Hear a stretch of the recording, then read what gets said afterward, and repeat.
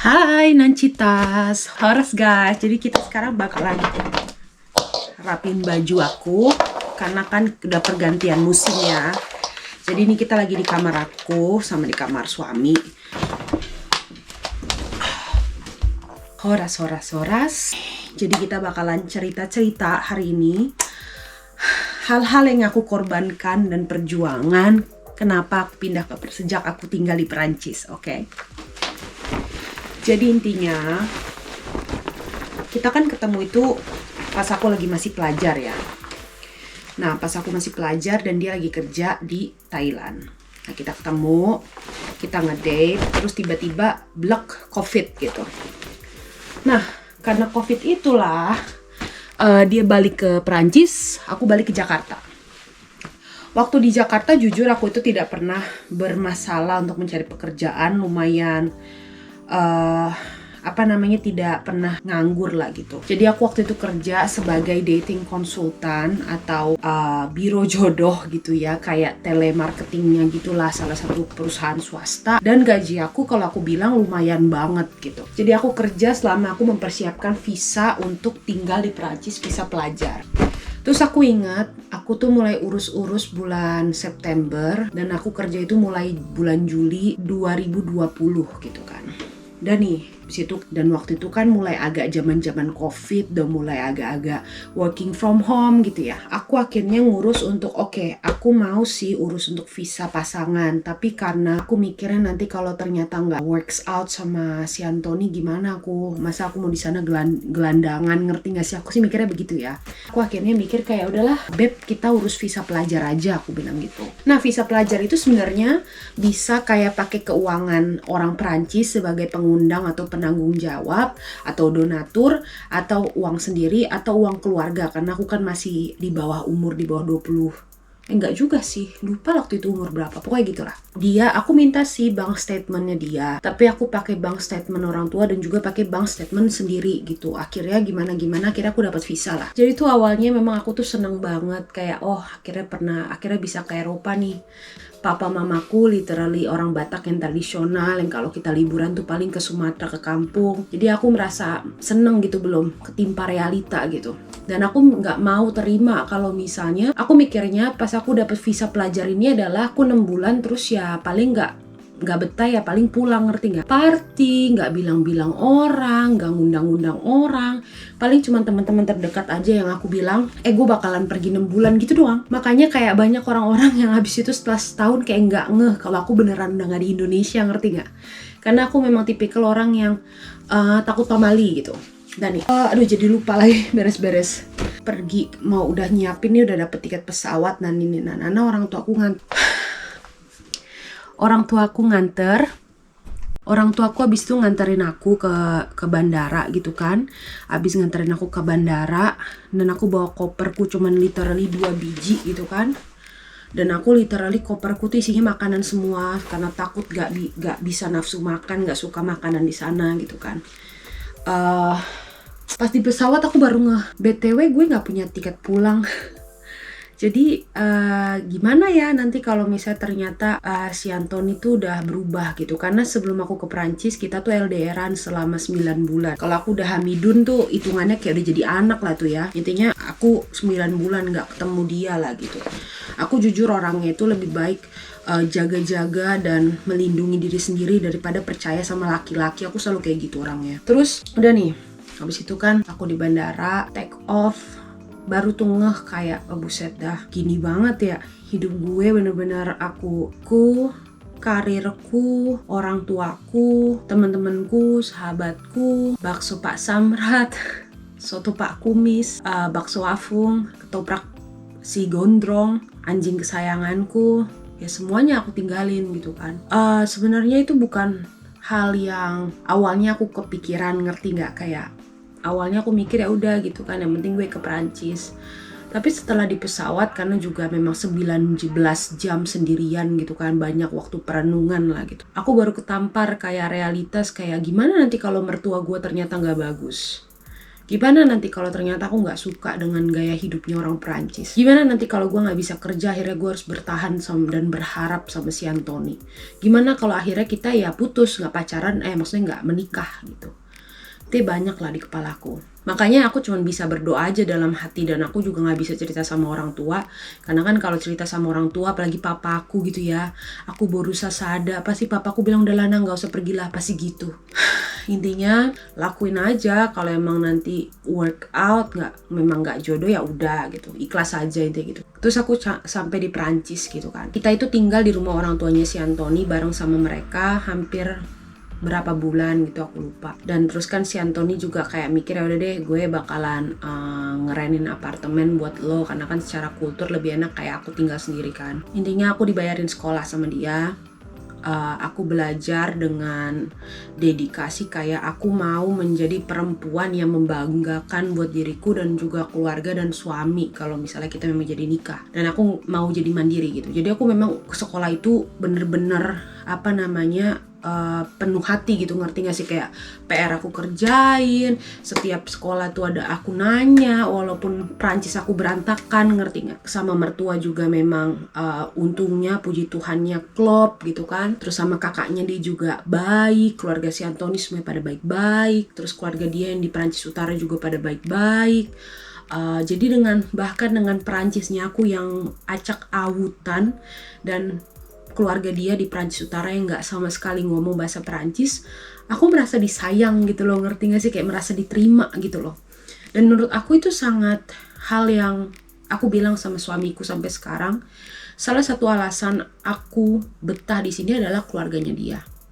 Kalau misalnya amit-amit cabang bebong gitu ya, misalnya keluarganya dia ternyata tidak menyenangkan dan membuat hati aku nggak klop, ya aku nggak masalah gitu untuk kayak nggak mau sama dia, ngerti nggak sih? Karena menurut aku keluarga itu penting. Dan maksudku aku juga punya keluarga tuh bagus gitu, ngerti nggak? Terus kan selama perjalanan yang aku belum bahasa Prancisku belum lancar ini, aku bilang, aku kan dikasih uang jajan dong sama suamiku, belak-belakan aja ya. Maksudnya memang belum suami, waktu itu masih pacar. Karena memang sebelum pergi aku udah belak-belakan sama dia. Aku itu bukan di titik yang minta uang lagi sama orang tua. Aku sudah bergaji, aku sudah punya pekerjaan waktu di Jakarta, dan aku sudah terbiasa mandiri. Jadi gimana kalau misalnya aku belum bisa bahasa Perancis, aku belum bisa kerja, apakah kamu sanggup untuk menafkahi? Aku terus terang, dan aku bilang, aku gak akan merendahkan gaya hidupku atau nilai aku sebagai perempuan hanya karena aku bucin sama kamu. Jadi biaya hidup aku bakalan kayak gini, aku harus paling gak begini. Aku terus terang, kayak misalnya aku harus paling gak nge-gym, ngerti gak? Kayak gitu-gitu. Dan tapi aku nggak muluk-muluk ya, bukan yang kayak aku pokoknya harus nyalon sehari 5 kali, ya nggak gitu. Tapi maksudnya kayak even nyalon aja aku nggak minta kok sama dia, aku nyalon itu terakhir pas udah kerja, ngerti nggak?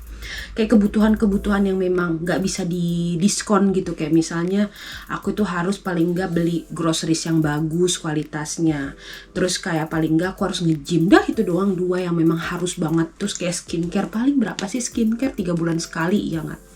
Hal-hal yang basic lah gitu. Karena menurut aku, kalau misalnya dia calon suamiku ini mau mengundang kayak aku nih, ikan dari Indonesia mau diangkat ke Perancis, ya dia harus dong bisa paling nggak menyiapkan environment yang nyaman buat aku, ya nggak? Dan itu salah satu perempuan, keharusan kalian jangan sampai banget bucin, saking bucinnya merendahkan value dan merendahkan gaya hidup. Itu no banget. Kalian gak perlu juga ya jadi kayak materialistik gitu, apa adanya, tapi ya harus sesuai dong. Waktu aku kuliah itu yang belum bisa ngomong bahasa Prancis, adalah temenku yang punya restoran. Bukan restoran sih, lebih kayak warteg ala Prancis gitulah. Jadilah aku bilang sama dia, gue perlu banget nih uang jajan tambahan, kan biar adalah tabunganku di Indonesia gitu kan. Ditawarin lah aku cuci piring. Aku bilang sama suamiku, terus kata dia, emang uang jajanmu kurang? Aku tambahin kalau kurang itu terus aku bilang, ya bukan masalah kurang, aku mau punya gaji gitu, ngerti gak sih? Aku mau waktuku tuh menjadi uang, ngerti gak? Dikasih lah sama dia. Jadilah aku tukang cuci piring. Jujur di saat itu aku merasa kayak aku salut sama semua orang Indonesia yang rela berkorban untuk mengubah, memotong rantai kemiskinan di keluarga gitu kan, atau memperbaiki perekonomian keluarga dengan keluar negeri kerjaan yang sebenarnya nggak pantas lagi gitu dia kerjain, ngerti nggak sih? Kayak misalnya kamu punya sarjana terus kamu ternyata terbang ke New Zealand misalnya jadi apa gitu kan, bisa jadi kayak server atau apa, kan kalau di Indonesia nggak masuk akal kan. Tapi kalau di sini tuh banyak orang asing yang melakukan itu, ngerti nggak? Dan kayak pas aku cuci piring itu aku kayak ya ampun, ini loh ya yang aku juga korbankan untuk aku pergi ke Perancis. Gue kalau di Indonesia nggak akan pernah gue jadi tukang cuci piring, ngerti nggak? Dan abis itu aku memang alergi, kulitku nggak kuat sampai aku biduran sana sini gitu kan. Terus suamiku marah, bilang nggak perlu lagi kerja, nggak usah, kalau perlu uang bilang sama aku. Karena dia juga nggak enak sama mama papaku kayak aku alergian gitu. Aku masih tetap cari kerjaan, aku udah mulai ngomong bahasa Prancis nih. Aku cobalah di housekeeping kan. Ini aku apa adanya aja ya.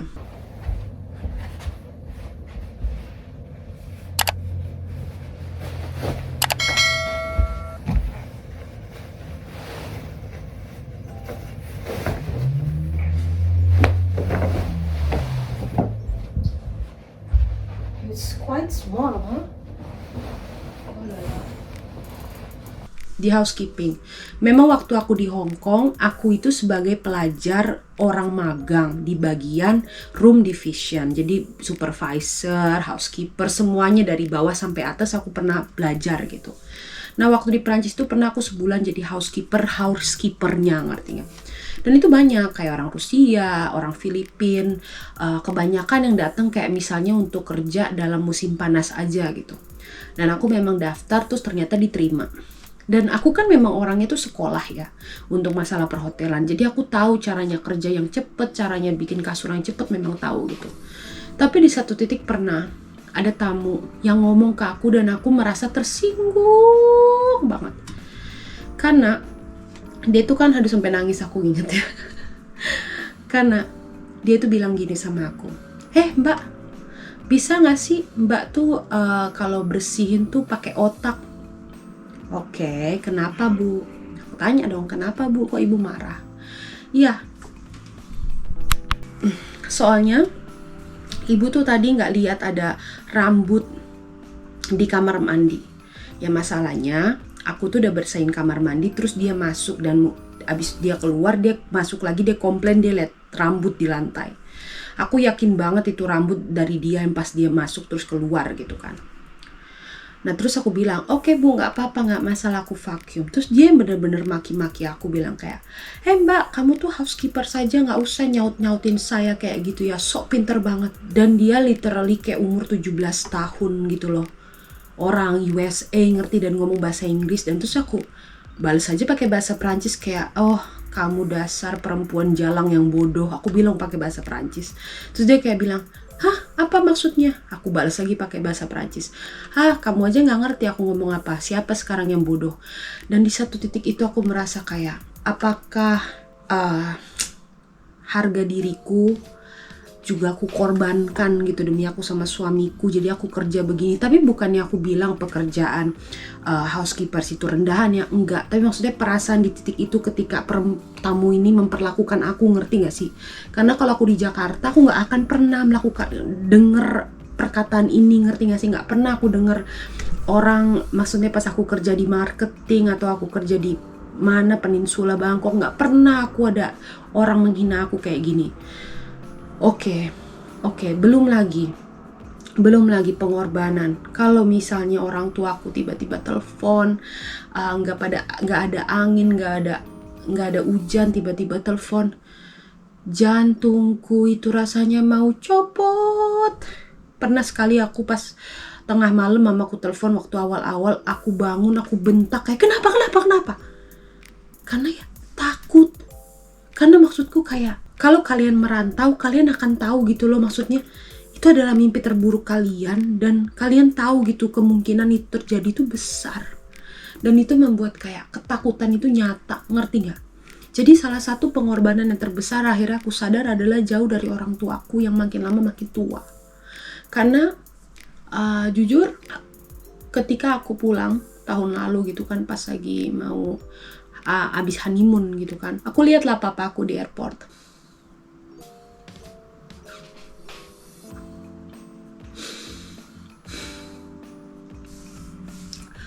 Aku lihat papaku di airport, dia makin kecil, makin nyusut, badannya makin bengkok. Mamaku juga, tapi mamaku masih funky ya, masih pakai celana warna-warni, masih matching gitu kan. Terus mamaku juga masih pakai gincu. Mamaku masih oke lah menurutku. Tapi papaku sih yang membuat hatiku pecah gitu.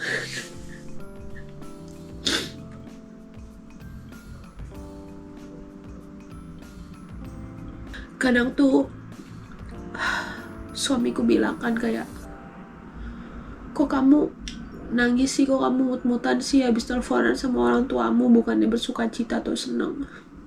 Aku bilang sama dia, karena ya aku tadi ngeliat papaku udah beda lagi. Dia makin lama kelihatan makin tua. Belum lagi kalau mereka sakit, belum lagi kalau mereka misalnya kesulitan sesuatu.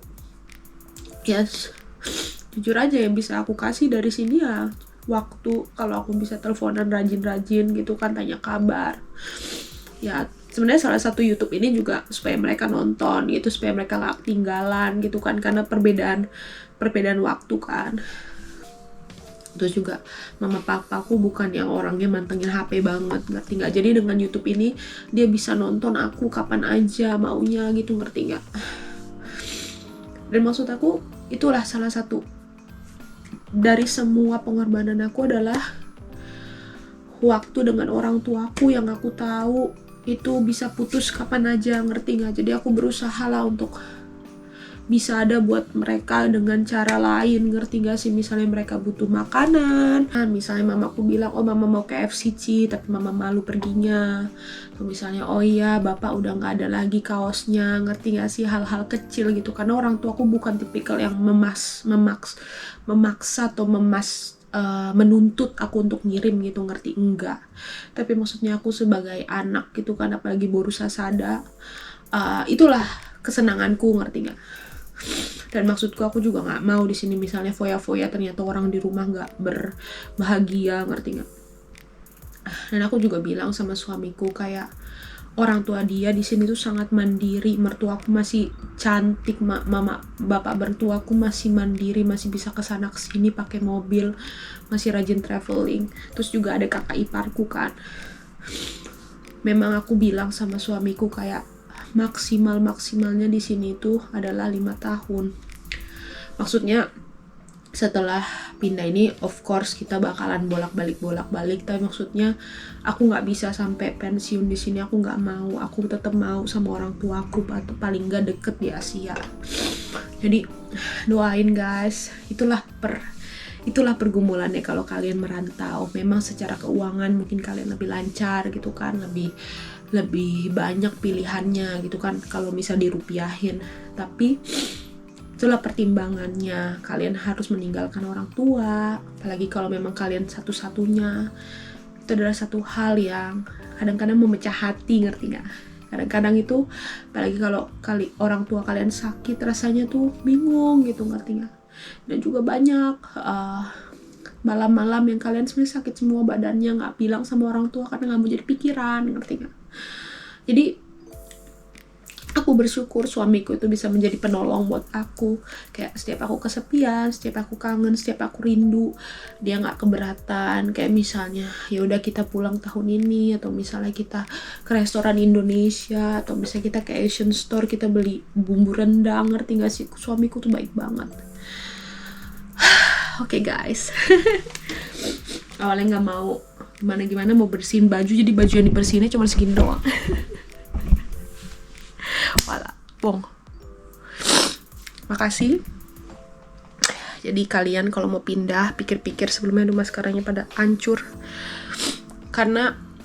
Dan please jangan cuman minta duit sama teman-teman sama keluarga kalian yang kerja di luar negeri, karena banyak pengorbanan mereka juga. Oke, bisu.